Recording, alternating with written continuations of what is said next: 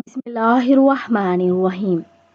حدیث نبوی صلی اللہ علیہ وآلہ وسلم ہے کہ لباس پہننے کے باوجود ننگی عورتیں کون سی ہیں؟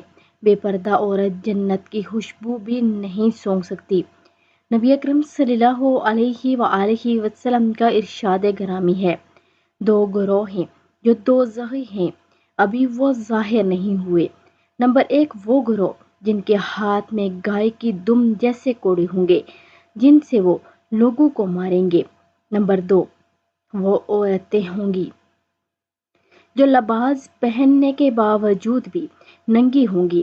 وہ مردوں کے دل اپنی طرف کھینچیں گی اور اپنے دل مردوں کی طرف مائل کریں گی۔ ان کے سر یوں کھلے ہوں گے جیسے پختی اونٹ کے کوہان ہوتی ہیں۔